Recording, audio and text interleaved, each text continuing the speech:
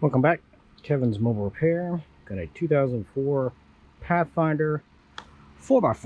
We're doing a starter. Let's get in here.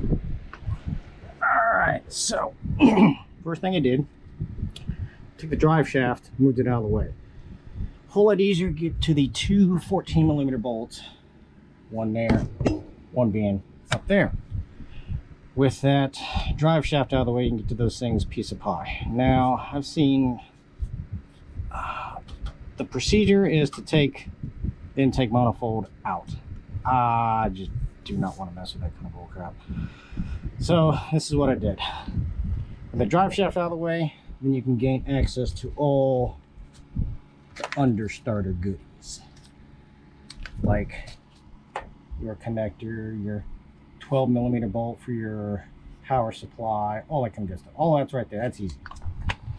Now, to get it out, there's not really enough room right here. I kind of finagled with it a little bit. It just was not going to breach past this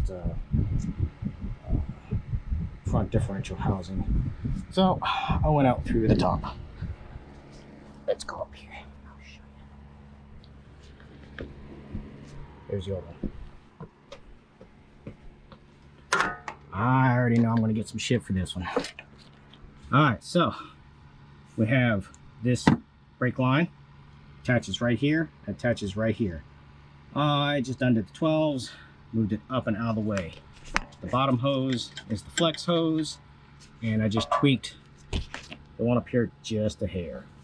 There is one more bolt up top there that holds it in place, but I want to keep that one rigid, so I just moved it up over there.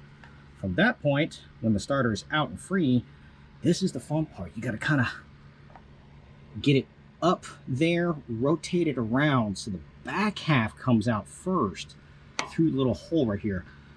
I didn't even have to move my steering shaft or anything. It literally came out through this spot right here with some moving around, finagling. Like I said, I got the back half out first, and then it was able to come right out. Same way of going back in, go back in the exact same way. That was the only fun part of this, was just twisting, rotating, and getting all that thing just in the right position to get it out. But going back in, same way. Front end first, get it facing upwards, rotate it around backwards, and then slide in through the front that way. And of course, bolt everything out. You can even get to at least the bottom bolt from up here, but the top one, not so much. You kind of have to go way back there to do it if you wanted to. If you didn't want to take off the drive shaft, I'm sure you could, but me, it was just 14mm bolts, no big issue. Move that drive shaft out of the way, get to those two things. Made life so much easier. Plus, taking that thing off for the very first time, those bolts are always stupid tight. Factory tight is just dumb.